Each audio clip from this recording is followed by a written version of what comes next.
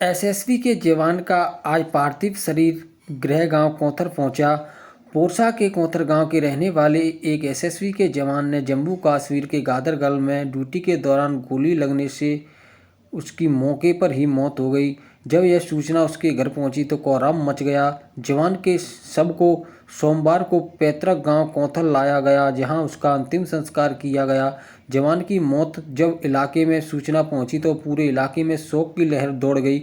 बताया जाता है कि जवान 1 नवंबर को ही दीपावली मनाकर अपनी ड्यूटी पर पहुंचा था, लेकिन इसके बाद उसने अपनी इंसास राइफल से ही गोली मार ली, जिसकी स्थानीय पुलिस जांच कर रही है। जानकारी के मुताबिक कोंथर गांव निवासी योगेंद्र सिंह तोमर उम्र 31 साल 2012 में सशस्त्र सीमा बल में जवान के रूप में भर्ती हुए थे।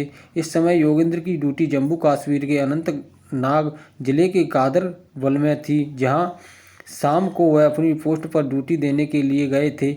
इसी बीच उसने अपने इंसास हथियार से फायर कर लिया, जिससे उसकी मौके पर ही मौत हो गई। यह सूचना एसएसबी के जवानों ने उसके घर दी। वहीं पुलिस इस मामले में जांच कर रही है। जवान योगेंद्र के घर में 2 मासूम बेटे, एक 5 साल का व एक 2 साल का है। अब सोमवार को उनका पार्थिव शरीर सुबह कोंथर लाया गया, जहां जिसके बाद उनका अंतिम संस्कार किया गया।